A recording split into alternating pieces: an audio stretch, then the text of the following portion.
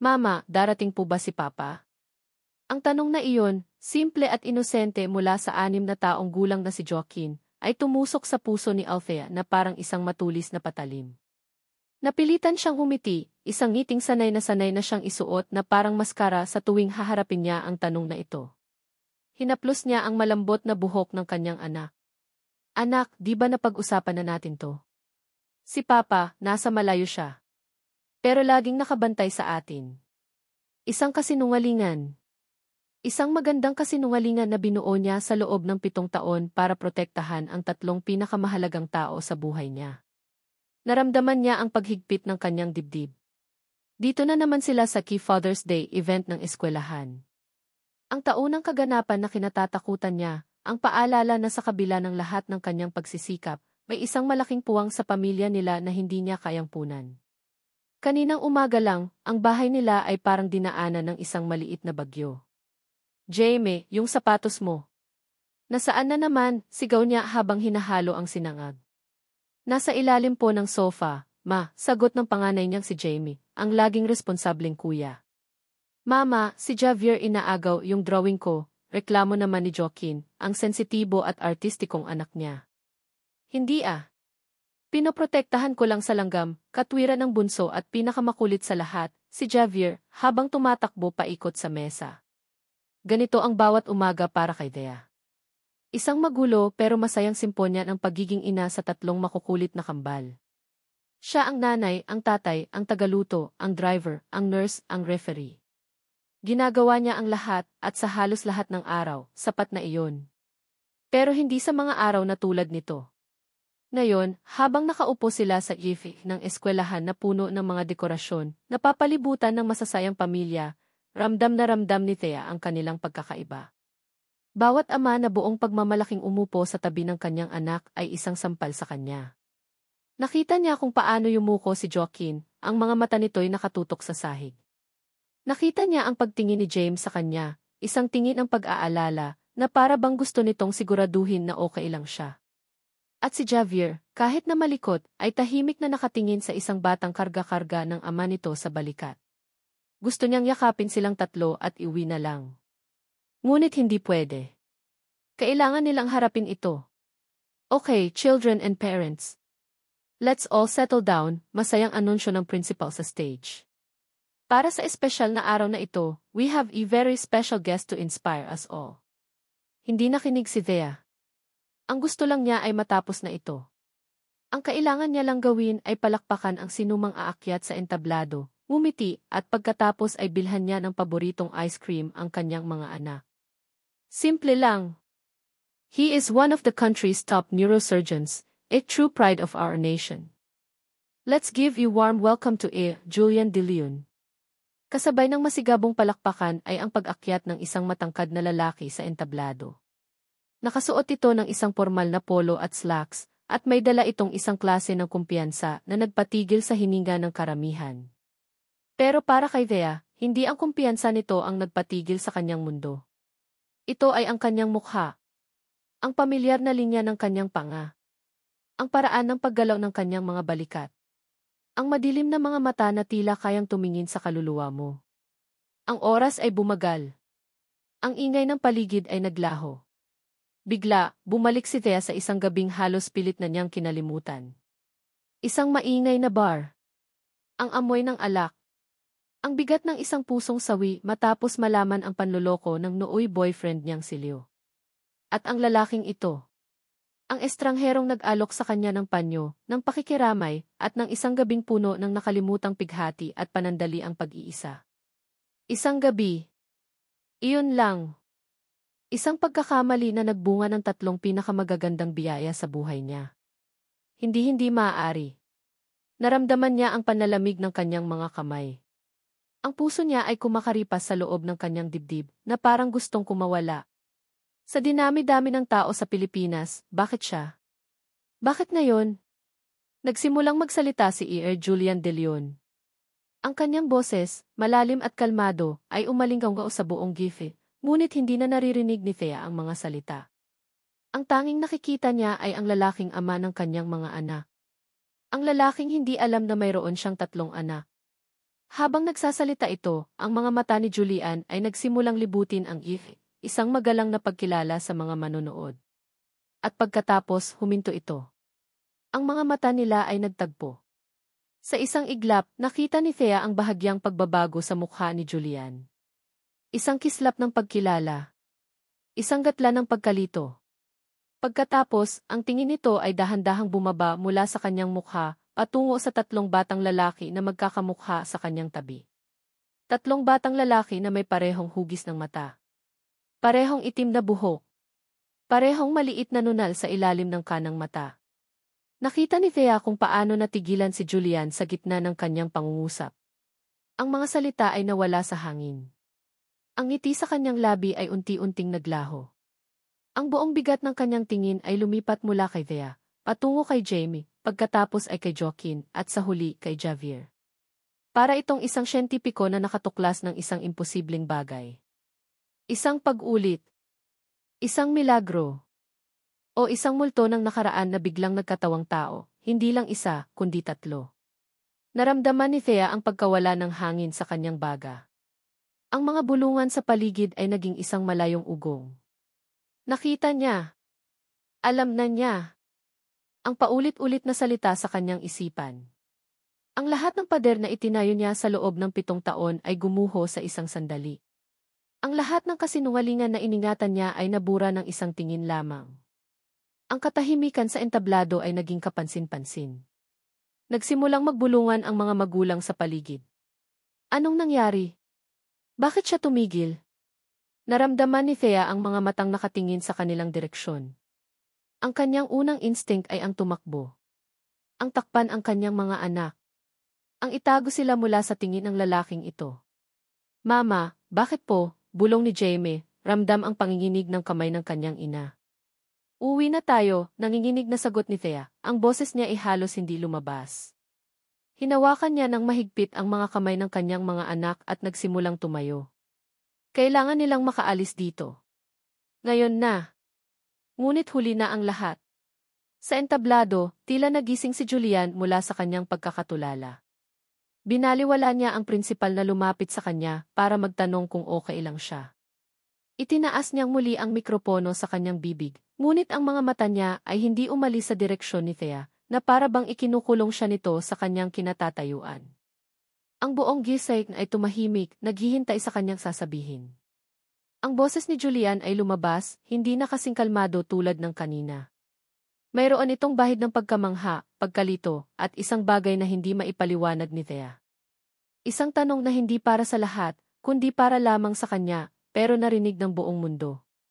Maaari ko bang malaman kung sino ang mga batang iyon? Ang tanong ay lumabas sa bibig ni Julian bago pa man niya ito mapigilan. Sa isang iglap, ang A.K. Julian de Leon, ang kalmado, ang tiyak, ang siruhanong may mga kamay na kasing tikas ng bakal, ay naglaho. Ang natira ay isang lalaking tuliro, na ang puso ay dumadagundong sa kanyang dibdib na parang gustong kumawala.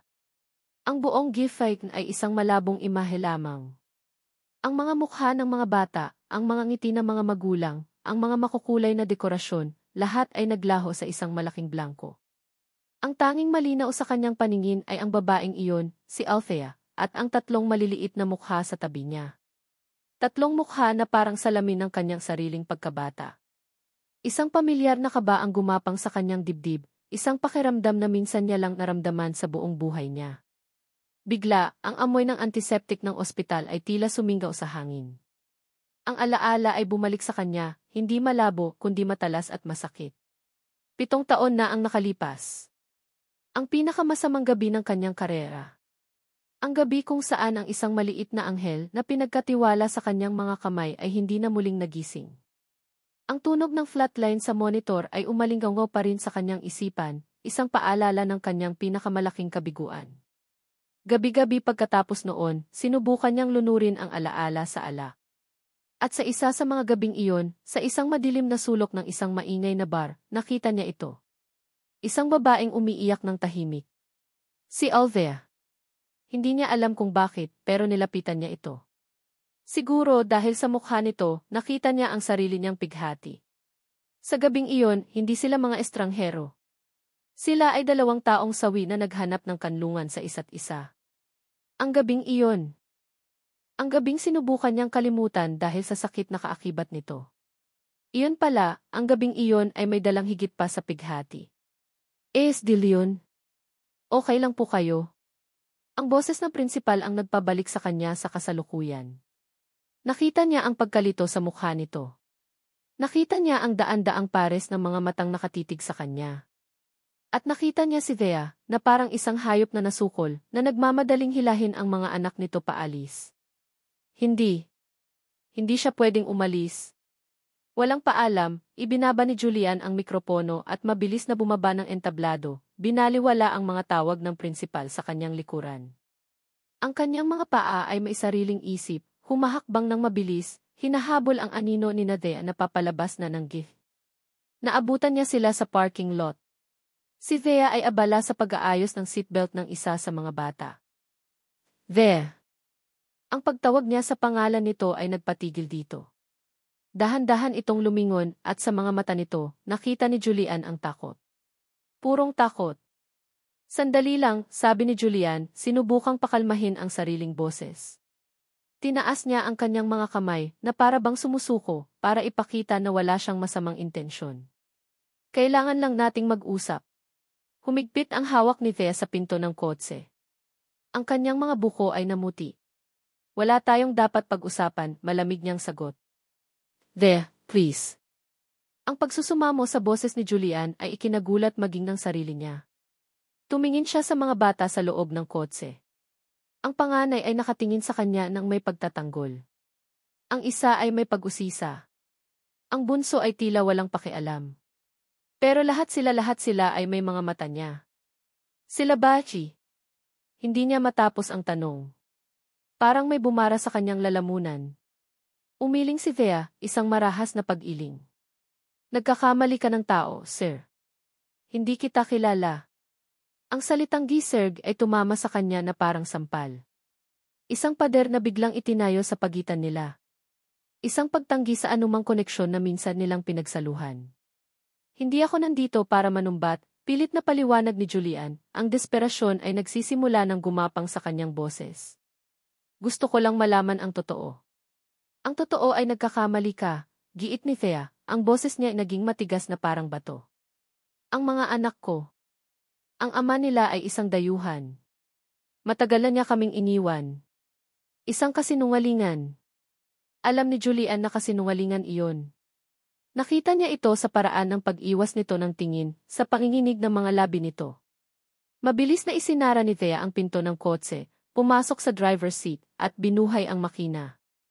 Hindi na muling lumingon. Naiwan si Julian na nakatayo sa parking lot, pinapanood ang paglayo ng kotse hanggang sa maging isang maliit na tuldok na lamang ito. Ang hangin ay humampas sa kanyang mukha, ngunit hindi niya ito naramdaman. Ang tanging nararamdaman niya ay isang malaking pagkalito at isang hindi maipaliwanag na pag-asa. Kinuha niya ang kanyang cellphone mula sa bulsa.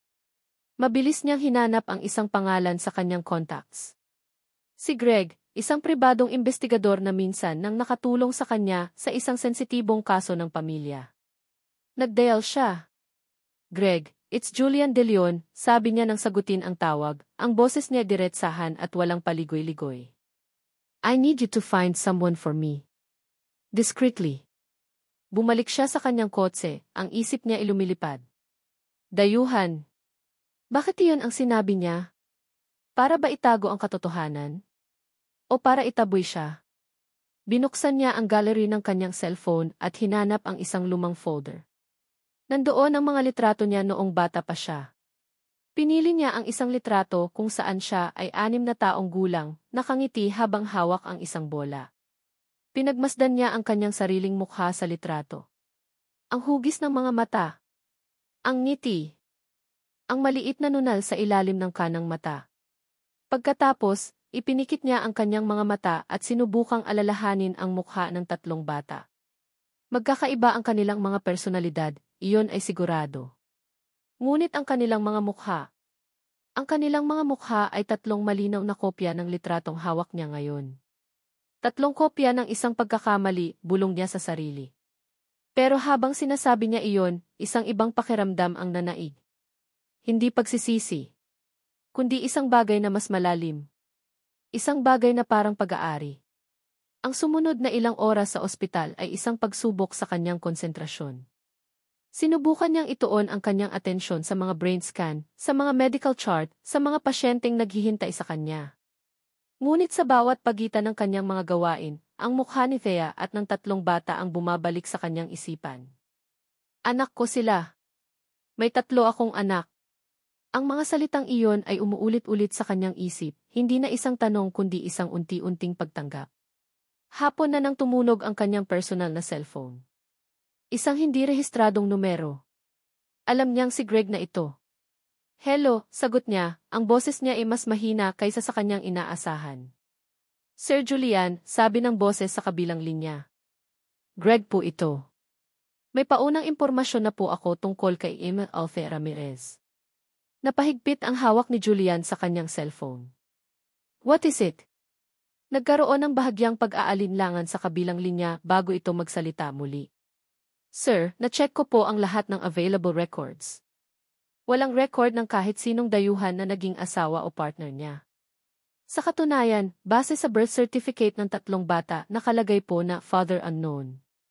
Ang mga sumunod na araw ay isang malaking pagsubok para kay Althea. Ang mukha ni Julian De Leon ay parang isang multo na sumusunod sa kanya kahit saan siya magpunta. Nakikita niya ito sa bawat sulok ng kanyang bahay, sa screen ng kanyang laptop habang sinusubukan niyang magtrabaho, at higit sa lahat, nakikita niya ito sa mukha ng kanyang 3 anak. Ang pagtulog ay naging isang luho. Sa tuwing ipipikit niya ang kanyang mga mata, bumabalik ang eksena sa gifin ang pagtigil ng kanyang mundo. Ang tingin ni Julian na puno ng pagkabigla. Ang tanong nitong umalinggaw sa buong paligid. At ang kasinungalingan niya. Ang desperadong pagtatanggol niya sa parking lot. Hindi kita kilala. Ang ama nila ay isang dayuhan. Napapapikit siya ng mariin. Bakit iyon ang sinabi niya? Dahil sa takot. Dahil sa gulat. Dahil sa loob ng 7 taon, iyon ang kwentong binuo niya para protektahan ang kanyang sarili, para protektahan ang kanyang mga anak mula sa katotohanan kahit siya ay nahihiyang aminin. Isang umaga, matapos ang isa na namang gabing walang tulog, sumuko si Thea. Hindi niya kayang mag-focus sa kanyang mga graphic design projects sa bahay. Ang bawat linya na iginuguhit niya ay nagiging anino ng mukha ni Julian. Nagpaalam siya sa kanyang mga anak na nasa pangangalaga ng kanilang yaya para sa araw na iyon at nagpunta sa isang maliit na coffee shop sa kanto, umaasang ang pagbabago ng paligid ay makakatulong sa kanyang isipan. Nakaupo siya sa isang mesa sa sulok, nakatitig sa blankong canvas sa kanyang laptop nang may isang pamilyar na boses na pumutol sa kanyang pag-iisip. Mukhang malalim ang iniisip ng paborito kong artist. Napatingala si Thea at nakita niya si Marco Sarmiento, nakangiti habang may dalang tray na may 2 kape at isang paper bag. Si Marco ay isang project manager sa isang kumpanyang madalas kunin ang serbisyo ni Thea. Sa paglipas ng panahon, naging mabuting kaibigan niya ito.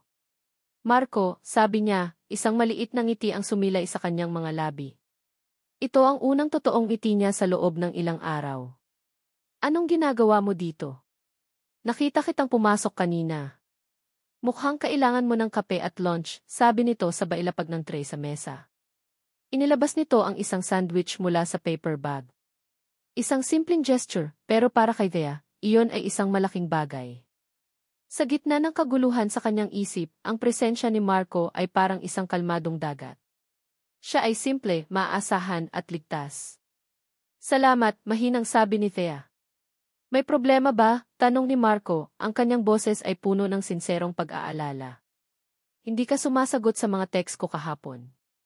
Nag-aalangan si Thea. Gusto niyang sabihin ang lahat. Ngunit paano?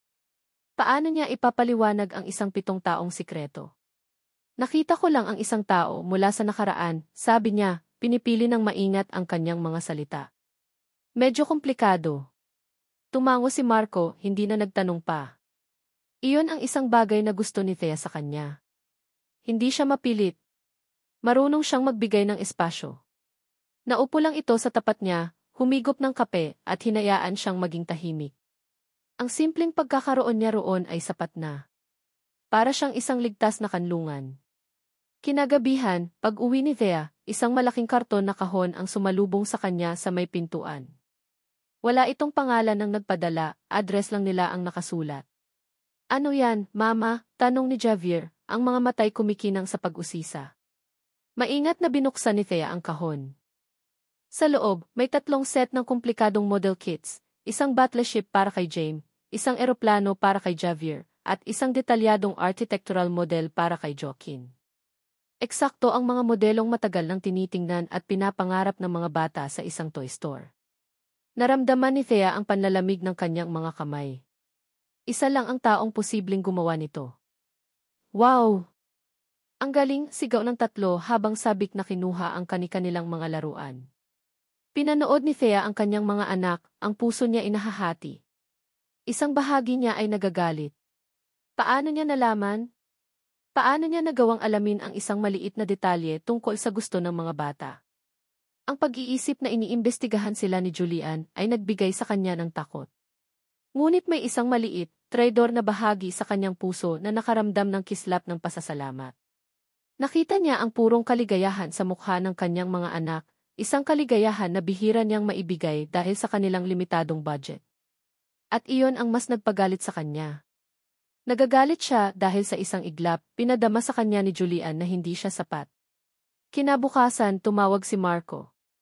Dea, naisip ko lang, baka gusto niyong mamasyal ng mga bata sa darating na Sabado. Pwede tayong pumunta sa park, magpalipad ng saranggola. Linroy treat. Ang alok ni Marco ay isang direktang kontra sa misteryosong regalo ni Julian. Ito ay bukas, simple at walang hidden agenda.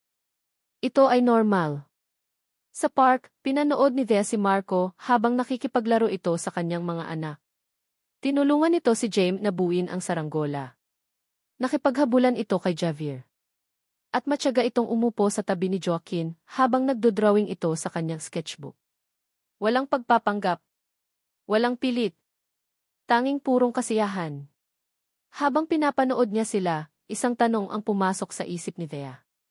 Ito ba ang buhay na dapat kong piliin? Isang buhay na simple at payapa.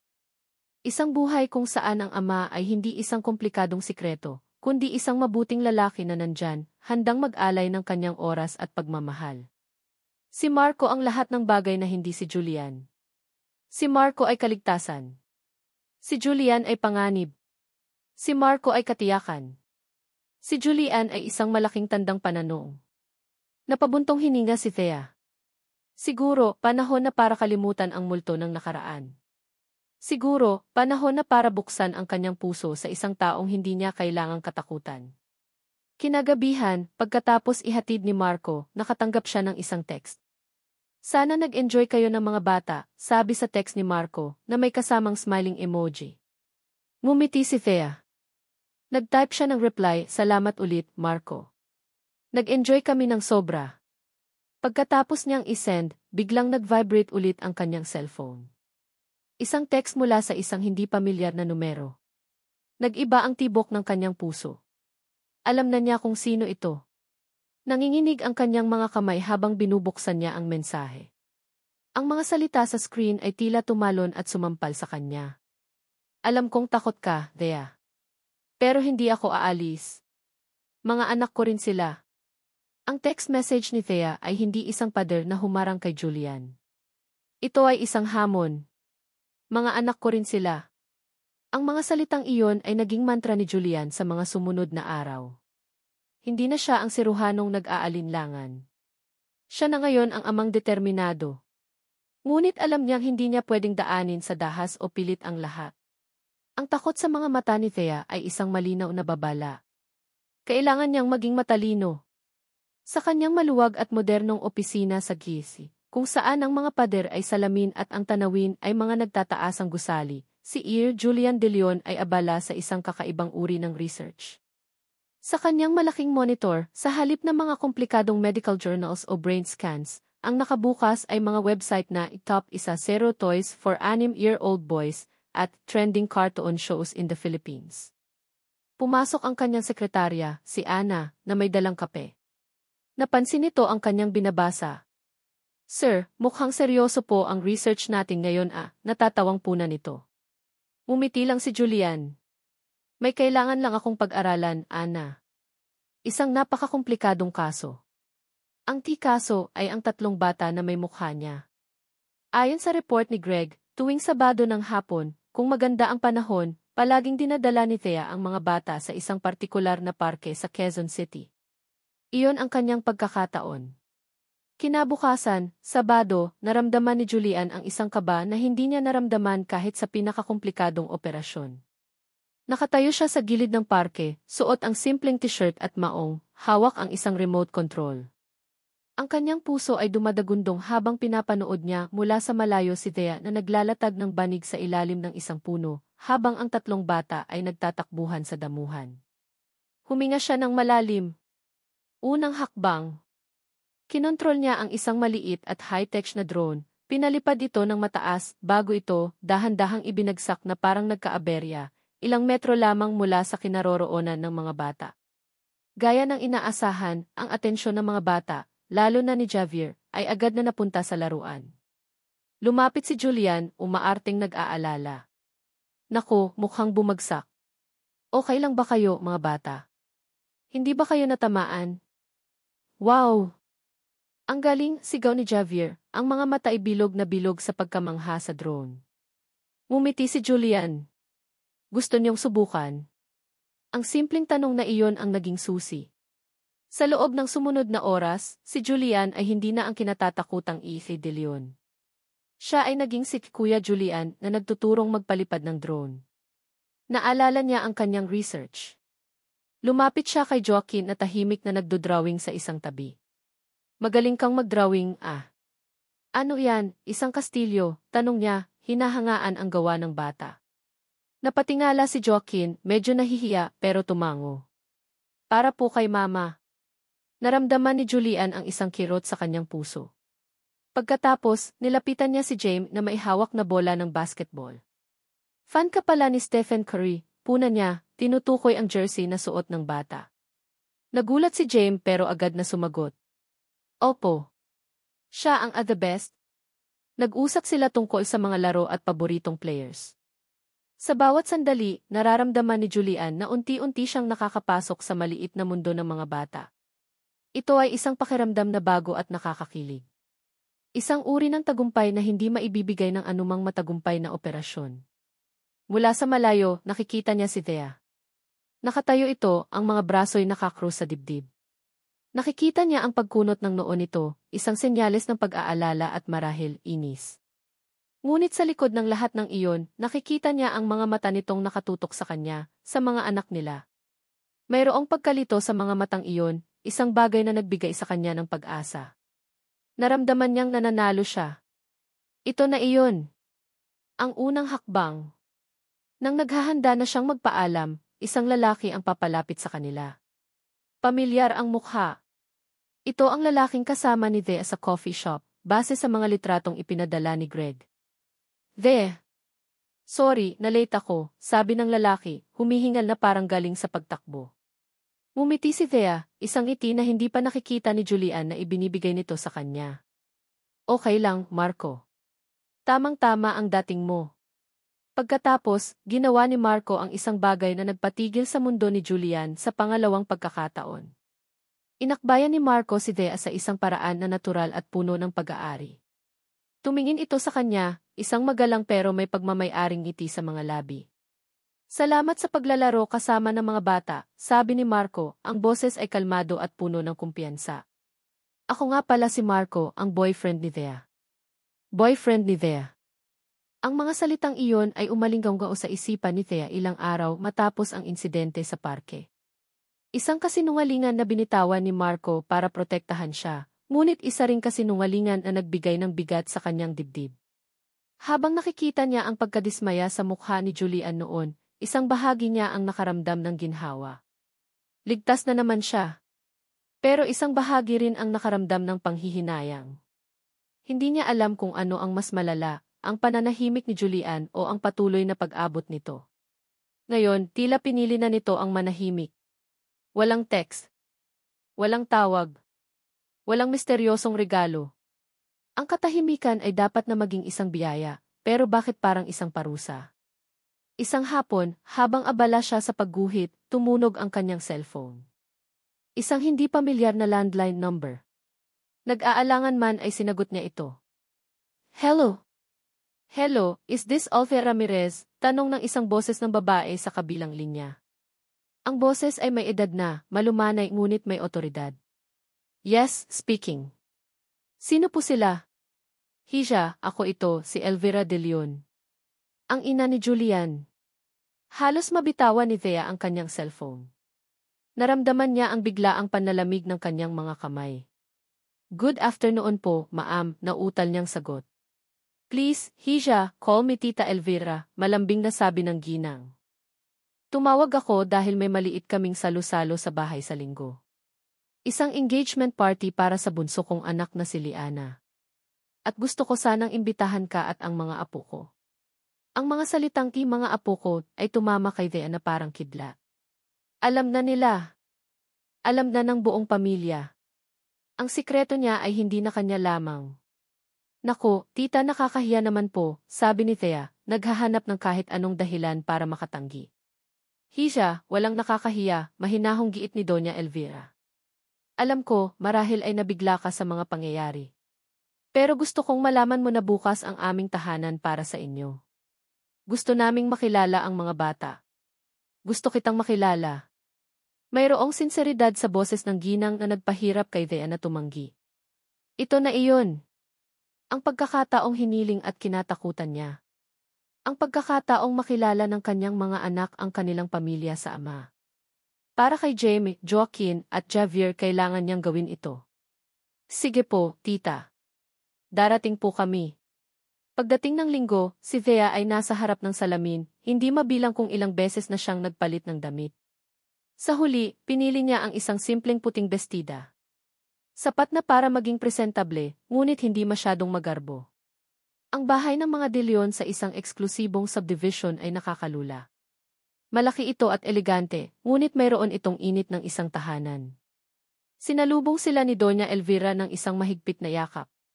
Si Julian ay naroon din, nakatayo sa di kalayuan, ang mga mata ay nakatutok sa kanya. Ang mga bata, sa kanilang pagiging inosente, ay mabilis na naging komportable. Si Jamie ay agad na nakipag-usap sa ama ni Julian tungkol sa basketball. Si Javier ay nakahanap ng mga pinsan na kalaro. At si Joaquin ay tahimik na pinagmamasdan ang isang malaking painting sa dingding na para bang nasa sarili niyang mundo. Lumapit si Julian sa kanya. Salamat sa pagdating, mahina nitong sabi. Para sa mga bata, mabilis na sagot ni Thea, hindi makatingin ang diretsyo sa mga mata nito. Maya-maya, ang buong atensyon ng mga bisita ay napunta sa hagdanan. Isang masayang anunsyo ang ginawa ng ama ni Julian. And now, let's all welcome the reason for our celebration today. And my lovely daughter, Liana, and her fiancé. Bumaba sa hagdanan ang isang magandang dalaga, si Liana, ang mukha'y nagliliwanag sa kaligayahan. Nakakapit ito sa braso ng isang matangkad at gwapong lalaki na nakangiti ng malapad. Ipinakilala sila ni Liana sa lahat. Everyone, I'd like you to meet my fiancé. Hindi na narinig ni Thea ang kasunod. Ang kanyang mga mata ay nakapako sa lalaking katabi ni Liana. Ang kanyang mundo ay gumuho sa pangalawang pagkakataon sa loob lamang ng ilang linggo. Ang hangin ay nawala sa kanyang mga baga. Ang lalaking dahilan kung bakit siya napunta sa isang bar 7 taon na ang nakalipas, ang lalaking sumira sa kanyang tiwala, ang unang multo ng kanyang nakaraan. Leo Valderrama. Ang pangalan ay isang laso na gumapang sa kanyang pandinig.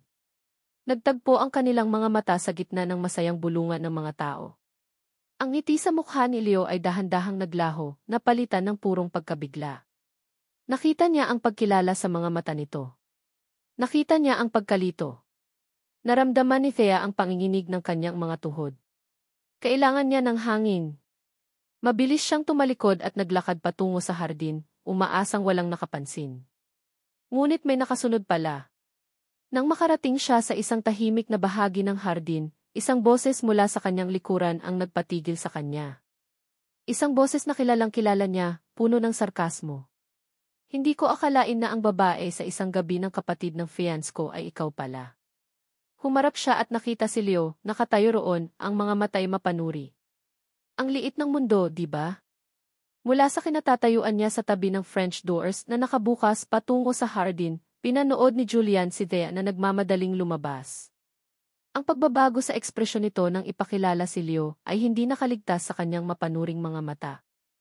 Mayroon doon isang bagay na malalim at madilim. Bago pa man siya makakilos para sundan ito, nakita niya si Leo na nagpaalam ng magalang sa kanyang mga magulang at kaswal na sumunod sa direksyon ni Thea. Isang malamig na kaba ang gumapang sa dibdib ni Julian. Ito ay ang parehong instinct na nararamdaman niya sa operating room bago ang isang komplikadong procedure, isang babala na mayroong mali. Nagkunwari siyang kumukuha ng inumin sa malapit na bar, pero ang kanyang mga mata ay nakatutok sa dalawang anino sa hardin. Nakita niya ang tensyon sa kanilang mga kilos, kahit na mula sa malayo.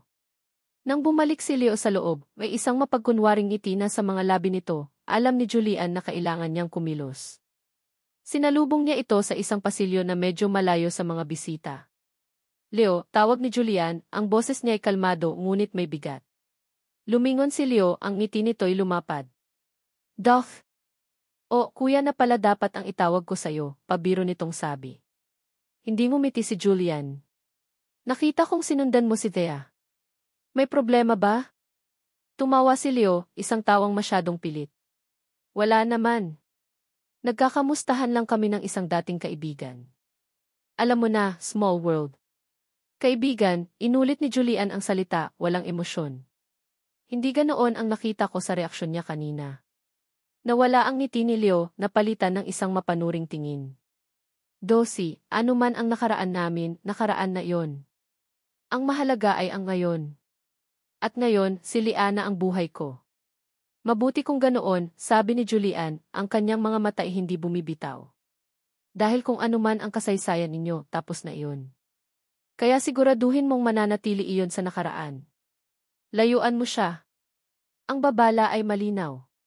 Hindi ito sigaw, ngunit mas matalas pa ito sa isang patalim. Tinaas ni Leo ang kanyang mga kamay bilang pagsuko. Relax ka lang, Dorothy. Wala akong gagawing masama. Pamilya na tayo, di ba? Tumalikod si Leo at naglakad palayo, ngunit bago ito tuluyang makalayo, nakita ni Julian ang isang kislap ng panunuya sa mga mata nito. Isang kislap na nagsasabing hindi pa tapos ang laro. Ang sumunod na oras ay isang pagsubok sa pasensya ni Julian. Nakita niya kung paano nilapitan ni Leo ang kanyang kapatid na si Liana. May ibinulong ito at pagkatapos noon, nagbago ang lahat. Si Liana, na kanina lang ay masayang-masaya na makilala si Thea, ay biglang naging malamig. Bawat sulyap nito kay Thea ay puno na ng pagdududa. Alam ni Julian kung ano ang ginagawa ni Leo. Nagtatanim ito ng lason. Sinubukan niyang lapitan si Thea, na tahimik na nakaupo sa isang sulok, pinapanood ang kanyang mga anak na tila gusto nang umuwi. Thea, mahina niyang tawag. Pwede ba tayong mag-usap? Tungkol kay Leo. Napatingala si Thea, ang mga mata nito'y puno ng pagod at pagsisisi. Mag-usap, mapait niyang sagot. Tingnan mo kung anong nangyari, Julian. Tingnan mo kung anong gulo ang dinala ng pagpunta namin dito. Hindi mo kasalanan ito. Hindi ko kasalanan, putol niya, ang boses ay nanginginig sa pinipigilang emosyon. Nang dumating ka, bumalik ang nakaraan. Nang pumasok kami sa mundo mo, heto, bumalik ang isa pang multo. Siguro hindi talaga tayo pwedeng magsama sa iisang lugar. Ang bawat salita ay parang isang suntok sa sikmura ni Julian. Itinutulak na naman siya palayo. At sa pagkakataong ito, mas masakit, dahil alam niyang ginagawa ito ni Thea, dahil sa takot na dala ng isa pang lalaki. Nagpaalam si Thea sa kanyang mga magulang at nagsimulang tawagin ang kanyang mga anak. Halatang-halata na gusto na niyang tumakas. Habang papalabas na sila, hinarang sila ni Liana. Nakita ni Julian ang pagbabago sa mukha ng kanyang kapatid. Ang dating tamis ay napalitan ng tigas. Edith Ramirez, sabi ni Liana, ang boses ay formal at malamig. Napatigil si Thea. Liana, pasensya na, kailangan na naming umuwi. Mumiti si Liana, isang ngiting hindi umabot sa kanyang mga mata. Naiintindihan ko. Pero bago ka umalis, may gusto lang akong hilingin. Lumapit ito, ang boses ay bumaba sa isang bulong na sapat lang para marinig nilang dalawa, at ni Julian na hindi kalayuan. Please, layuan mo na ang pamilya namin.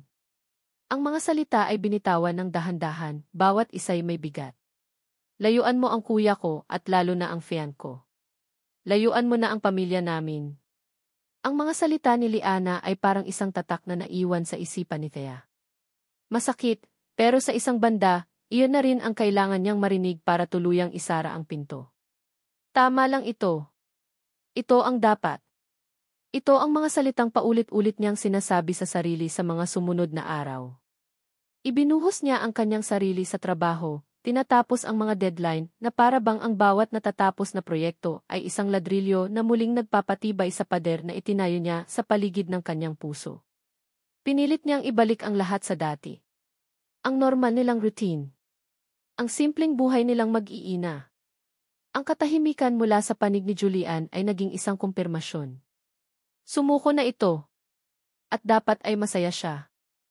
Dapat ay nakakaramdam siya ng ginhawa. Pero sa gabi, kapag tulog na ang kanyang mga anak at ang tanging kasama niya ay ang katahimikan, hindi niya maiwasang isipin ang lungkot sa mga mata ni Julian bago siya tumalikod. Isang gabi nilagnat si Javier. Hindi ito mataas, pero sapat na para hindi mapakali si Thea. Bilang bunso, si Javier ang may pinakamahina sa tatlo. Dinala niya ito sa pinakamalapit na ospital, ang ospital kung saan nagtatrabaho si Julian. Kailangan nating pumunta sa ospital ni Tito Doktor, tanong ni Joaquin habang naglalakad sila sa pasilyo ng emergency room. Hindi, anak. Sa ibang doktor tayo, mabilis na sagot ni Thea, ang puso niya ay kumakabog sa bawat hakbang, sa bawat pag-asang hindi sila magkikita. Matapos matingnan ng isang resident doctor at mabigyan ng reseta para sa lagnat, pauwi na sana sila nang mapansin ni Thea ang isang matandang nurse na nakangiting nakatingin sa kanila mula sa nurse station. Kayo po ba si Ma'am Thea? Tanong ng nurse, ang boses ay malumanay. Nagulat si Thea. Opo. Bakit po? Ako si Hija. Head nurse dito. Malapit na akong mag-retire, sabi nito. Nakita ko kasi ang mga litrato ninyo sa opisina ni Fijayan. Lalo na itong tatlong gwapong bata. Naramdaman ni Thea ang pag-init ng kanyang mga pisngi. Ganun po ba? Iyon lang ang naisagot niya. Pasensya na, Hija, kung nakikialam ako, patuloy ni Nurse Faye, ang mga mata ay puno ng simpatsya. Pero nakikita ko ang pag-aalala sa mga mata mo. Katulad ng mga mata ni Fijayan noon. Noon po. Tumango si Nurse Faye. Matagal na iyon. Mga 7 taon na ang nakalipas. May isang batang pasyente si Fijayan. Isang napakakomplikadong operasyon. Ginawa niya ang lahat pero hindi kinaya ng bata. Nagkwento si Nurse Faye at sa bawat salita nito, parang may kung anong nagbabago sa loob ni Thea. Ikinuwento nito ang isang Julian na hindi niya kilala, isang batang doktor na halos madurog. Ilang linggo siyang parang kaluluwang ligaw dito sa ospital. Hindi kumakain ng maayos. Laging tulala. Ang mga mata niya, blanko. Lahat kami natakot para sa kanya. Akala namin hindi na siya babalik sa pag-oopera. Napatingin si Thea kay Javier na mahimbing nang natutulog sa kanyang mga braso. Iyon ang pinakamasamang gabi ng buhay niya, Hija, dagdag ni Nurse Faye, ang boses ay halos isang bulong. At alam mo ba, sa pagkakatanda ko, iyon din ang gabi na umalis siya sa ospital at hindi na namin nakita hanggang kinabukasan. Iyon ang gabi na halos sumuko na siya sa lahat. Ang mga salita ay tumagos sa puso ni Thea. Iyon ang gabi. Ang gabi kung saan nakita niya ito sa bar. Ang gabing iyon. Hindi ito gabi ng isang iresponsableng lalaki na naghahanap lang ng kasiyahan. Ito pala ay gabi ng isang siruhano na pasan-pasan ang bigat ng isang nawalang buhay. Bigla, ang lahat ng galit at takot na naramdaman ni Thea para kay Julian ay unti-unting natunaw. Napalitan nito ng isang bagay na mas malalim, isang bagay na hindi niya inaasahan, pag-unawa. Ang paglayo nito pagkatapos ng gabing iyon ay hindi dahil sa kawalang hiyaan. Ito ay dahil sa sakit. Parang may bumagsak na pader sa loob niya. Sa unang pagkakataon, nakita niya si Julian hindi bilang isang banta, kundi bilang isang taong nasaktan din, katulad niya.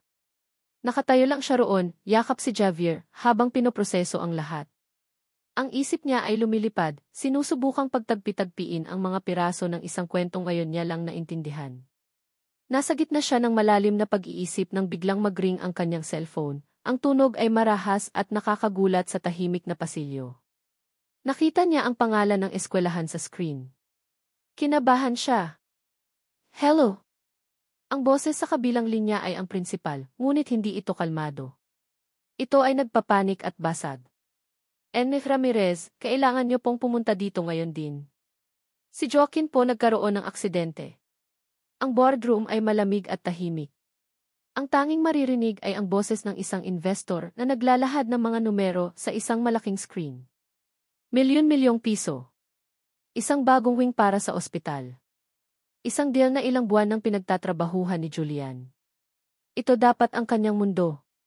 Numero, lohika at kontroladong tagumpay. Ito ang mundong pinili niyang pagbalingan matapos siyang itaboy ni Thea at ng sarili niyang kapatid. Kung hindi niya kayang ayusin ang kanyang pamilya, aayusin na lang niya ang kanyang ospital. Ngunit habang nagsasalita ang investor, ang isip ni Julian ay nasa ibang lugar. Nasa isang maliit na parke. Nasa 3 batang lalaki na may mga mata niya. Nasa isang babaeng may mga matang puno ng takot. Biglang nag-vibrate ang kanyang personal na cellphone sa ibabaw ng makintab na mesa. Isang marahas na panginginig sa gitna ng katahimikan. Nakita niya ang pangalan sa screen, Ana. Alam niyang hindi ito tatawag sa personal na numero niya maliban kung ito ay isang emergency. Isang tingin lang sa kanyang mga kasamahan, tumayo siya at lumabas ng boardroom. Jayan, sabi niya sa telepono, ang boses niya ay mahinahon pa. Sir! Ang boses ni Ana sa kabilang linya ay basag at nagpapanik. Sir, tumawag po ang eskwelahan ng mga anak ni Emedea. Si Joaquin po na aksidente dinala po dito sa ospital natin. Ang bawat salita ay parang isang suntok na nag-alis ng hangin sa kanyang baga. Joaquin. Na aksidente. Hospital. I'm on the way, sabi niya at ibinaba ang tawag. Bumalik siya sa boardroom. Ang lahat ng mga mata ay nasa kanya. Gentlemen, apologize, sabi niya, ang kanyang boses ay kalmado pa rin, ngunit may isang bakal na determinasyon sa ilalim nito. A family emergency. We will have to reschedule. Bago pa man makasagot ang sinuman, tumalikod na siya at halos tumakbo palabas ng silid. Binaliwala niya ang mga tawag ni Ana sa kanyang likuran.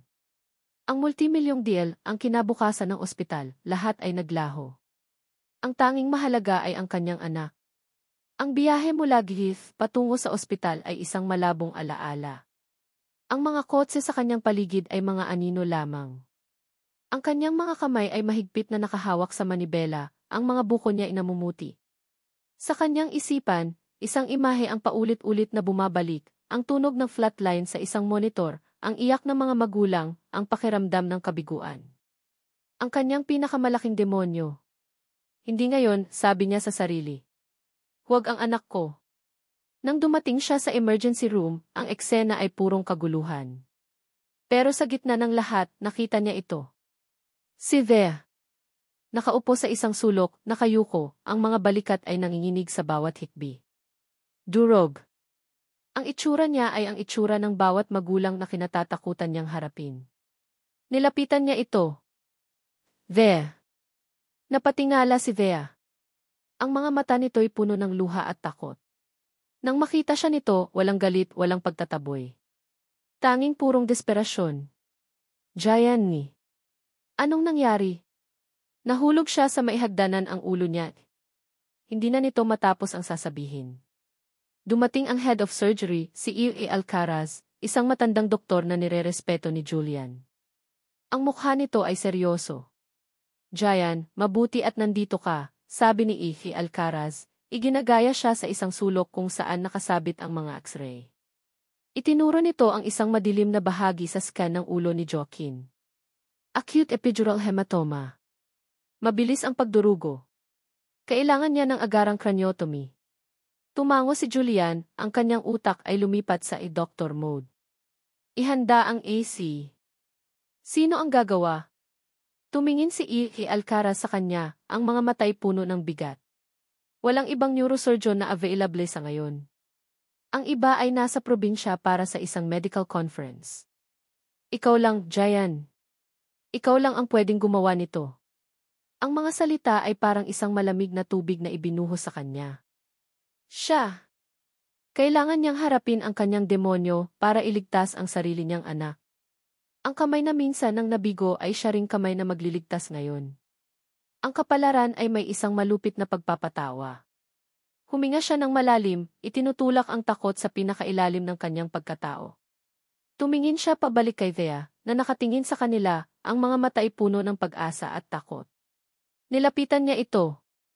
Hinawakan niya ang mga nanginginig nitong kamay. Thea, sabi niya, ang boses niya ay matatag at puno ng isang pangakong hindi niya pwedeng sirain. Tinitigan niya ito ng diretsyo sa mga mata, na para bang sinasabi na ibigay sa kanya ang lahat ng takot nito. Ililigtas ko ang anak natin, Thea. Pangako. Tumalikod siya at naglakad patungo sa mga pinto ng operating room. Bawat hakbang ay mabigat, ngunit bawat hakbang ay tiyak. Huminto siya sa harap ng pinto. Humarap siya at tinignan si Thea sa huling pagkakataon. Pagkatapos, pumasok siya. Ang mga pinto ay sumara sa isang mahinang tihis, isinasara ang mundo sa labas. Iniwan nito si Thea, na mag-isang nakatayo, habang ang pulang ilaw sa itaas ng pinto ay umilaw na may dalang mga salita. Operating. Ang oras ay tumigil sa pasilyo sa labas ng operating room. Para kay Thea, ang bawat segundo ay isang walang katapusang paghihintay. Ang bawat pag-ikot ng segundo sa orasan sa pader ay parang isang martilyo na pumupukpok sa kanyang sentido. Ang puting sahig ay tila lumalamig. Ang amoy ng antiseptic ay mas tumatalim.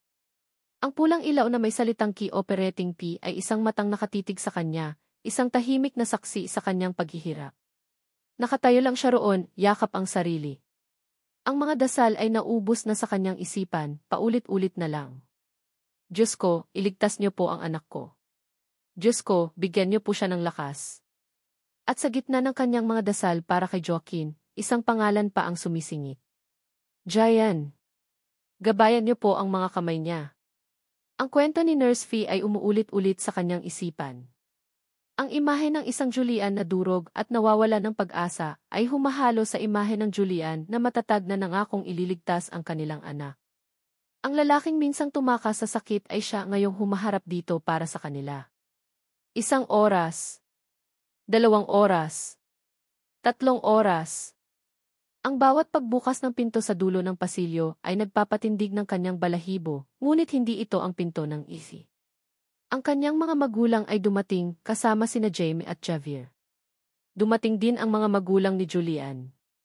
Binalot siya ng mga yakap at salita ng pag-asa, ngunit ang lahat ay parang isang malayong ugong. Ang tanging mahalaga ay ang pinto sa kanyang harapan. 4 na oras. Biglang namatay ang pulang ilaw. Ang puso ni Thea ay tumigil sa pagtibok. Ang lahat ng ingay sa paligid niya ay naglaho. Nakita niya ang dahan-dahang pagbukas ng pinto. Lumabas si Julian. Nakatanggal na ang kanyang surgical mask, ang mukha ay basang-basa ng pawis.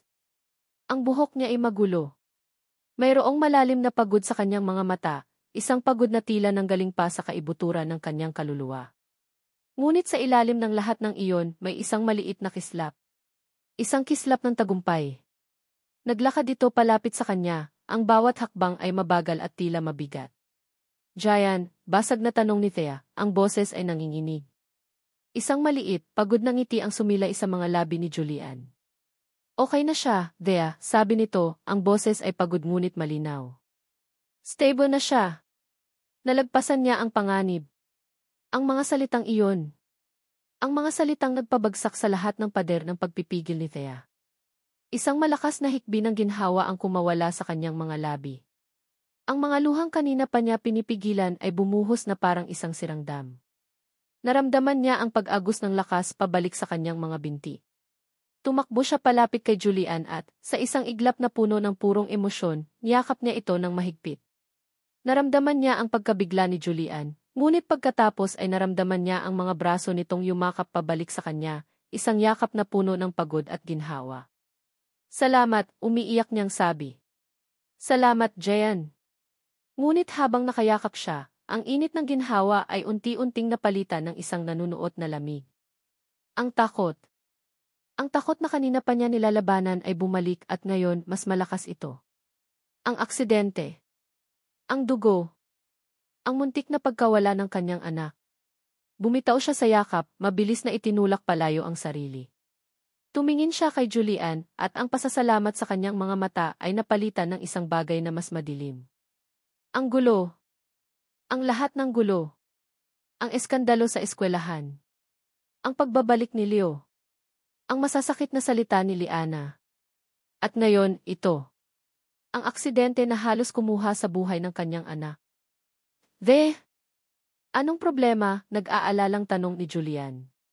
Salamat sa pagligtas mo sa anak ko, sabi niya, ang boses niya ay naging malamig at nanginginig. Pero lahat ng gulo na to, lahat ng panganib nagsimula lang noong dumating ka. Nakita niya ang pagkalito at sakit sa mga mata ni Julian. Hindi totoo yan. Hindi ba? Tumaas ang boses ni Thea. Ang kanyang mga salita ay puno ng sakit at irrational na sisi. Tahimik ang buhay namin, Julian. Mahirap, pero tahimik. Ngayon, ano? Ang buhay ng anak ko ay nalagay sa panganib. Dahil sa'yo. Dahil sa mundo mo. Hindi ito makatarungan. Alam niya sa isang sulok ng kanyang isipan na hindi ito tama. Ngunit ang takot ng isang ina ay hindi laging makatarungan. Ito ay desperado. At gusto nitong may masisi. Tumingin siya ng diretso sa mga mata ni Julian, ang mga mata na minsan niyang sinilungan at binitawan ang mga salitang wawasak sa kanilang dalawa. Gusto kong bumalik kami sa dati. Isang buhay na wala ka. Ang sakit sa mukha ni Julian ay hindi maipinta. Ito ay mas malalim pa sa pagod. Ito ay ang itsura ng isang taong nagbigay ng lahat at sa huli ay itinapon pa rin. Hindi ito sumagot. Hindi ito nakipagtalo. Hindi ito nagpaliwanag. Dahan-dahan lang itong tumango isang beses. Isang pagtanggap sa kanyang hatol. Isang pagsuko. Pagkatapos, tumalikod ito at nagsimulang maglakad palayo. Ang likod nito, na kanina lang ay simbolo ng lakas at pag-asa, ngayon ay anino ng isang taong talunan. Ang bawat hakbang nito palayo sa kanya ay isang hakbang na palayo sa kanilang pamilya, isang hakbang na siya mismo ang nagtulak. Pinanood ni Thea ang anino nitong dahan-dahang lumayo sa mahabang pasilyo ng ospital hanggang sa tuluyan na itong maglaho sa isang kanto. Naiwan si Thea, ligtas na ang kanyang anak, ngunit ang kanyang puso ay basag na basag. Ang liwanag ng umaga ay isang kaaway. Para kay Julian, na nakakulong sa dilim ng kanyang kwarto, ang bawat sinag ng araw na tumatago sa siwang ng kanyang kurtina ay isang paalala ng isang bagong araw na ayaw niyang harapin. 2 araw na ang nakalipas mula ng talikuran niya si Thea sa pasilyo ng ospital. 2 araw na siyang hindi pumapasok.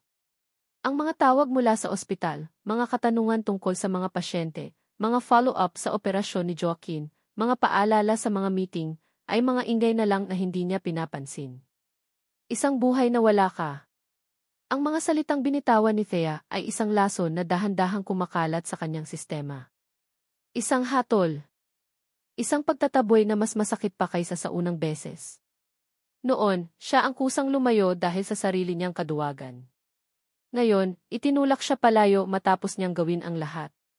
Matapos niyang harapin ang kanyang pinakamalaking demonyo. Tinitigan niya ang isang litrato sa kanyang bedside table, isang candid shot na kinuha ng kanyang ina noong engagement party. Sina Jaime, Joaquin at Javier tumatawa habang naglalaro. 3 maliliit na bersyon niya. 3 buhay na naging resulta ng kanyang pinakamadilim na gabi. At ngayon, wala na siyang karapatan sa kanila. Pinagmasdan niya ang kanyang mga kamay. Ang mga kamay na nagligtas sa buhay ng kanyang anak ay ang parehong mga kamay na hindi kayang hawakan ang kanyang pamilya. Isang kabalintunaan. Biglang tumunog ang kanyang cellphone. Nakita niya ang pangalan ng kanyang ina. Sa pagkakataong ito, sinagot niya ito, alam na hindi siya titigilan nito. Anak! Jayan, kumusta ka? Ang nag-aalalang boses ni Elvira. I'm okay, ma, sagot niya, ang boses niya ay magaspang dahil sa hindi paggamit. Hindi ka okay, malumanay na sabi ng kanyang ina. Nakausap ko si Thea. Okay na si Joaquin, malapit na raw siyang makalabas. Nagpapasalamat siya sa'yo. Nagpapasalamat, pero ayaw akong makita. Good to know, walang emosyon niyang sagot. Nagkaroon ng katahimikan bago muling magsalita si Elvira. Anak, ano man ang nangyari sa pagitan ninyo ni Thea, huwag mong sukuan ang mga anak mo. At huwag mong sukuan ang sarili mo. Hindi ka nag-iisa. Pagkatapos ng tawag, napapikit si Julian. Ang mga salita ng kanyang ina ay isang maliit na sinag ng liwanag, ngunit hindi sapat para itaboy ang dilim. Sapat na. Tapos na. Kailangan na niyang tanggapin. Itutuon na lang niya ang kanyang sarili sa trabaho, tulad ng dati. Magsusuot siya ng maskara, haharap sa mundo bilang ang matagumpay na si De Leon at itatago ang lahat ng sakit sa loob. Nang akmang tatayo na siya para maligo at harapin ang mundong tinalikuran niya, muling tumunog ang kanyang cellphone. Si Liana. Isang masamang kutob ang biglang gumapang sa kanya. Sinagot niya ang tawag. Liana, anong? Kuya. Ang boses ng kanyang kapatid ay basag. Umiiyak ito. Isang iyak na puno ng gulat at sakit. Liana, anong nangyari? Bakit ka umiiyak? Nag-aalalang tanong ni Julian, biglang nawala ang lahat ng kanyang sariling problema. Si Silio G. Humihikbing sabi nito. Kuya, may nalaman ako. Isang bagay na nakakatakot. Napatayo si Julian, ang kanyang buong sistema ay biglang nagising. Anong nalaman mo? Liana, magsalita ka ng maayos. Narinig niya ang malalim na paghinga ni Liana sa kabilang linya, sinusubukang kumalma. Ang mga salitang lumabas sa bibig nito ay naging isang bomba na sumabog sa tahimik na kwarto ni Julian, winasak ang lahat ng natitirang dilim at pinalitan ito ng isang nakakasilaw na galit. Kuya, kailangan nating mag-usap. Ang boses nito ay nanginginig pa rin, ngunit mayroon ng bahid ng determinasyon. Tungkol kay Leo at sa aksidente ni Joaquin. Ang paglabas ni Joaquin sa ospital ay dapat sanang isang masayang okasyon. Ngunit para kay Thea, may kulang.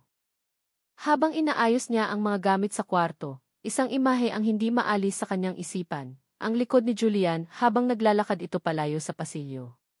Ang bawat ngiti ni Joaquin, bawat halik ni na Jamie at Javier, ay isang paalala ng buhay na iniligtas ni Julian.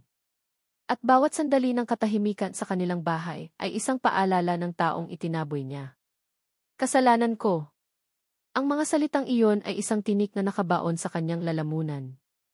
Ang takot niya, ang kanyang irrational na takot, ang sumira sa lahat. Nasa gitna siya ng pag-iimpake nang may kumatok sa pinto. Si Marco. May dala itong basket ng prutas at mga laruan para sa mga bata. Kumusta na ang champion? Nakangiting bati ni Marco kay Joaquin. Ngumiti si Thea, isang pilit na ngiti. Salamat sa pagdalaw, Marco. Habang naglalaro ang mga bata, naupo si Marco sa tabi ni Thea. Pinagmasdan nito ang mukha niya. Hindi ka masaya, sabi ni Marco. Hindi ito isang tanong. Isa itong statement. Napayuko si Thea. Paano ako magiging masaya? Muntik nang mawala ang anak ko. Hindi lang yon, Thea, malumanay na sabi ni Marco. Mula noong araw na iyon sa parke. Mula noong sinabi kong boyfriend mo ako, hindi ka na masaya. Nagulat si Thea sa sinabi nito. Thea, pinili mo ako, o ang ideya ng isang tulad ko, dahil sa kaligtasan, patuloy ni Marco, ang kanyang boses ay puno ng pag-unawa, hindi panunumbat. Pero masaya ka ba? Kasi nakikita ko kung paano ka tumingin sa kanya. Nakikita ko ang sakit sa mga mata mo ngayon dahil wala siya. Ang bawat salita ni Marco ay isang katotohanang ayaw aminin ni Thea sa kanyang sarili. Thea, sabi nito, at ngayon, ang boses niya ay seryoso. May kailangan kang malaman. Noong araw ng aksidente naroon din ako sa eskwelahan. May meeting ako sa malapit. Nakita ko si Leo. Napatigil sa paghinga si Thea. Si Leo. Nakita ko siyang papalapit sa bike rack kung saan nakaparada ang mga bisikleta ng mga bata. May ginawa siya sa bisikleta ni Joaquin. Akala ko noong una ay tinitingnan niya lang. Pero kahina-hinala ang kilos niya. Mabilis siyang umalis nang may makita siyang papalapit na guro. Para kay Thea, ang mga salita ni Marco ay isang malakas na sampal. Hindi aksidente ang nangyari. Ito ay sinadya. Ang kasamaan ni Leo ang naglagay sa panganib sa kanyang anak. At ang isinisi niya ay ang taong nagligtas dito. Isang malakas na hikbi ang kumawala sa kanya, isang hikbi ng pagsisisi at galit sa sarili. Niyakap siya ni Marco, isang yakap ng isang kaibigan. Kailangan mong sabihin sa kanya ang totoo, Thea. At higit sa lahat, Kailangan mong sabihin sa kanya ang nararamdaman mo. Matapos umalis ni Marco, nagmamadaling kinuha ni Thea ang kanyang cellphone at nagdial. Kailangan niyang makausap si Julian. Kailangan niyang humingi ng tawad. Ngunit bago pa man niya maitawag, isang text message ang pumasok mula kay Liana. Ate Thea, kailangan po nating magkita. Ngayon na. Tungkol po kay Kuya at kay Leo. Please. Sa bahay ng mga De Leon, ang sala ay puno ng tensyon. Naroon ang mga magulang ni Julian. Naroon si Liana, ang mga matay mugto sa kaiiyak. At naroon si Leo, nakaupo sa sofa na parang isang hari, ngunit ang kaba sa kanyang mga mata ay hindi maitago. Ano to, Liana? Aroganting tanong ni Leo. Anong drama na naman ito? Dumating si Thea, at pagkatapos ng ilang minuto, dumating din si Julian, ang mukha'y malamig na parang yelo. Ngayong nandito na ang lahat, nagsimula si Liana, ang boses ay nanginginig ngunit determinado. Humarap siya kay Leo. Leo, tinanong ko ang guard sa school. May teeth footage. At nakita kita. Namutla si Leo. Nakita kita na sinira mo ang preno ng bisikleta ni Joaquin, umiiyak na sabi ni Liana. Bakit mo ginawa iyon? Bakit? Ang pag-amin ay hindi na kailangan. Ang takot sa mukha ni Leo ay sapat na. Ngunit ang kasamaan nito ay lumabas pa. Tumingin ito kay Thea nang may pagkasuklam. Dahil sa kanya, sigaw ni Leo, itinuturo si Thea. Ang babaeng yan. Iniwan niya ako para sa kung sino-sinong lalaki. At ngayon, babalik siya para sirain ang buhay ko kasama ang pamilya niyo. Hindi ako papayag. Sa isang iglap, tumayo si Julian at sinuntok si Leo ng buong lakas, pinabagsak ito sa sahig. Ngunit bago pa man magkagulo, humarang si Thea. Ang mahalaga ngayon ay hindi si Leo. Ang mahalaga ay si Julian. Umalis ka na, mahinahon ngunit may otoridad na sabi ng ama ni Julian kay Leo. At huwag ka nang magpapakita pa sa pamilya namin. Nang makaalis na si Leo, ang lahat ng mata ay napunta kina Thea at Julian.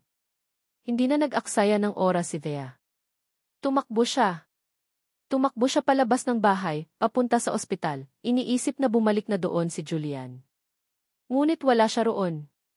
Tinawagan niya ito pero hindi ito sumasagot. Saan siya pupunta? Saan siya hahanapin? Bigla, naaalala niya ang isang bagay na naikwento nito noon sa parke. Isang lugar na pinupuntahan niya kapag kailangan niyang mag-isip. Isang tahimik na beach, 2 oras ang layo mula sa syudad. Walang pag-aalinlangan, sumakay siya sa kanyang kotse at nagmaneho.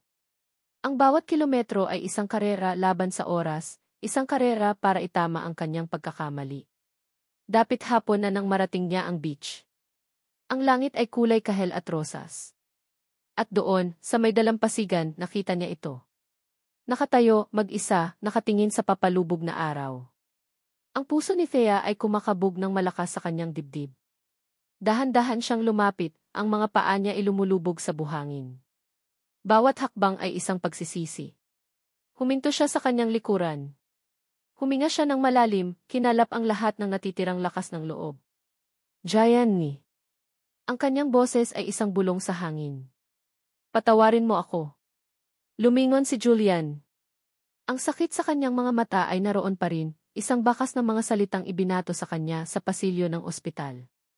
Ngunit sa ilalim nito, may nakita si Thea na iba. Isang pagod. Isang malalim na kalungkutan. Hindi ito nagsalita. Hinintay lang nito ang kanyang sasabihin, ang mga mata ay nakatitig sa kanya, na para bang sinusukat kung ang mga salitang ipatawarin mo ako, ay sapat na. Alam ni Thea na hindi.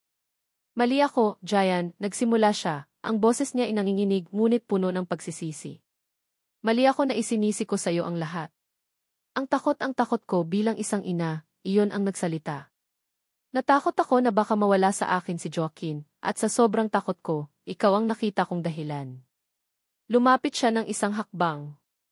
Ang distansya sa pagitan nila ay parang isang malaking bangi na siya mismo ang gumawa. Ang totoo, patuloy niya, ay natakot ako sa iyo mula pa noong una. Dahil lang dumating ka, ginulo mo ang mundo ko. Ang tahimik na mundong binuo ko para sa amin ng mga anak ko. Isang mundong pinaniwalaan kong sapat na. Pero ipinakita mo sa akin na hindi. Ang mga luha ay nagsimula na namang bumagsak sa kanyang mga pisngi. Ipinakita mo sa akin kung ano ang kulang. Isang ama para sa mga anak ko. At isang-isang pag-ibig na matagal ko nang kinalimutan. Dito na siya tuluyang bumagsak. Patawarin mo ako, Jayan. Patawarin mo ang pride ko. Patawarin mo ang takot ko. Hinawakan ni Thea ang braso ni Julian. Ang init ng balat nito ay isang pamilyar na kuryente. Tinitigan siya ni Julian, ang kanyang mga mata ay naghahanap ng katotohanan sa likod ng mga luha. Dahan-dahan, itinaas nito ang kanyang kamay at pinunasan ang isang butil ng luha sa kanyang pisngi. Pinapatawad din kita, Thea, mahina nitong sabi, ang boses ay magaspang. Patawarin mo ako kung naging duwag ako 7 taon na ang nakalipas. Kung mas pinili kong takasan ang sakit kaysa harapin ang isang posibleng umaga kasama ka. Kung hinayaan kong lumipas ang napakaraming taon. Hinawakan nito ang kanyang mga kamay. Hindi ang presensya ko ang nagdala ng gulo, Thea. Ang kasamaan ni Leo ang gumawa noon. At ang takot mo naiintindihan ko. Dahil natakot din ako. Natakot akong mabigo ulit. Pero nang makita ko si Joaquin sa operating table, mas natakot akong mawala siya. Mas natakot akong mawala kayo. Ang pag-amin na iyon ang tuluyang gumiba sa lahat ng natitirang pader sa pagitan nila. Hindi na nila kailangan pang magsalita. Sa isang kilos na tila sabay nilang naisip, niyakap nila ang isa't isa. Isang yakap na hindi tulad ng dati. Hindi ito yakap ng pasasalamat o ginhawa. Ito ay yakap ng pag-uwi. Yakap ng 2 taong pagod na sa pagtakbo. Yakap ng pagtanggap at pagsisimula. Sa ilalim ng papalubog na araw, sa dalampasigan kung saan ang mga alon ay banayad na humahalik sa buhangin, nanatili silang magkayakap. Hinayaan nilang ang katahimikan ang maghilom sa lahat ng sugat. Maya-maya, bumitaw si Julian sa yakap, ngunit hindi nito binitawan ang kanyang mga kamay. Tumingin ito sa kanya, at sa unang pagkakataon, nakita ni Thea ang isang kinabukasan sa mga mata nito. Walang takot. Walang alinlangan. Dahan-dahan, lumuhod si Julian sa buhangin. Nanlaki ang mga mata ni Thea. Jayan, anong? Lizzie, sabi nito, isang maliit na ngiti ang sumilay sa kanyang mga labi. Kinuha nito ang isang maliit at makinis na bato mula sa kanyang bulsa. Isang simpleng bato na pinulot nito kanina lang. Wala akong dalang singsing, sabi nito, ang boses ay puno ng sinseridad. Wala akong inihandang magarbong speech. Ang mayroon lang ako ay ito. Itinaas nito ang bato. Hindi ko maipapangako ang isang perpektong buhay, Thea. Siguradong magkakaroon pa rin tayo ng mga problema. Mag-aaway tayo sa maliliit na bagay. Mapapagod tayo. Pero may isang bagay akong maipapangako. Tinitigan niya ito ng diretsyo sa mga mata. Maipapangako ko ang buong buhay ko sa iyo at sa mga anak natin. Bawat umaga. Bawat gabi. Bawat tagumpay at bawat kabiguan. Gusto kong maging asawa mo, Thea. Gusto kong maging ama sa mga anak natin. Sa harap ng Diyos at ng dagat na ito, Althea Ramirez, will you marry me? Ang mga luha ni Thea ngayon ay luha na ng purong kaligayahan. Tumango siya ng paulit-ulit, hindi makapagsalita. Sa wakas ay naibulong niya. Julian. Yes. Isinuot ni Julian ang simpleng bato sa kanyang daliri na para bang ito ang pinakamahal na diamante sa mundo. At pagkatapos, sa ilalim ng mga huling sinag ng araw, hinalikan niya ito. Isang halik na naglalaman ng 7 taon ng pangulila, ng sakit, ng pag-asa, at ng isang pangako ng habang buhay. Ang kanilang kasal ay simple at taimtim, ginanap sa parehong dalampasigan kung saan sila muling nagkaintindihan. Ang mga bisita ay ang kanilang mga malalapit na pamilya at kaibigan. Si Marco ay naroon, nakangiti ng totoo. Si Liana ang kanyang maid of honor. At ang kanilang 3 best men na nakasuot ng maliliit na barong ang nagnakaw ng eksena. Sina Jaime, Joaquin at Javier ay buong pagmamalaking tumayo sa tabi ng kanilang ama. Ang bawat isa ay maihawak na singsing na unan, kahit isa lang naman talaga ang kailangan. Makalipas ang ilang taon. Ang likod bahay ng mga De Leon ay puno ng tawanan. 6 na bata ang nagtatakbuhan sa damuhan. Sina Jaime, Joaquin at Javier, mga binatilyo na ngayon, ay abala sa pagtuturo sa kanilang 3 nakababatang kapatid na babae kung paano magpalipad ng saranggola. Tatlong magagandang prinsesa na may mga mata ni Thea at ngiti ni Julian. Mula sa veranda, pinanood sila ni Thea at Julian magkayakap. Inakbayan siya ni Julian at hinalikan sa sentido. Sino nang mag-aakala, bulong ni Thea, nakasandal ang ulo sa dibdib ni Julian, na ang isang gabi ay magiging simula ng lahat. Ngumiti si Julian, ang puso ay puno ng kapayapaan at pagmamahal. Hindi iyon isang pagkakamali, Thea. Iyon ay tadhana. Tumingin sila sa kanilang pamilya, isang magulo, maingay at perpektong obra maestra na nagsimula sa isang gabi ng kalungkutan at ngayon ay isang panghabang buhay na puno ng kaligayahan. At dito nagtatapos ang makulay na kwento ng pag-ibig ni Althea at Julian.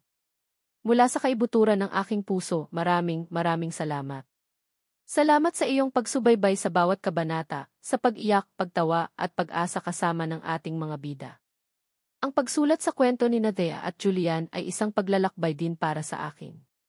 Bawat kabanata ay binuo ng may pag-asa na maantig ang inyong mga puso at makapagbigay ng inspirasyon. Nais kong iparating sa pamamagitan ng kanilang istorya na ang tunay na pag-ibig ay hindi laging perpekto o madali. Ito ay isang paglalakbay ng pagpapatawad sa iba, at higit sa lahat, pagpapatawad sa ating mga sarili. Ito ay tungkol sa lakas ng loob na harapin ang mga multo ng nakaraan upang makamit ang isang mas magandang kinabukasan. Ipinakita nila sa atin na ang isang gabi ay tunay na maaaring maging simula ng panghabang buhay, ngunit ito ay kailangang samahan ng responsibilidad, pagsisikap, at pagpili sa isa't isa araw-araw, sa kabila ng takot at pag-aalinlangan. Ngayong tapos na ang kanilang kwento, nais ko namang marinig ang sa inyo. Aling bahagi ng kanilang paglalakbay ang pinakatumatak sa inyong puso? Anong aral ang inyong napulot sa kwento ni Thea, Julian, at ng kanilang lumalaking pamilya? I-comment nyo lang sa ibaba. Bawat isa ay aking babasahin at lubos na pahalagahan. Muli, maraming salamat sa inyong lahat. Hanggang sa muli nating pagkikita sa susunod na kwento.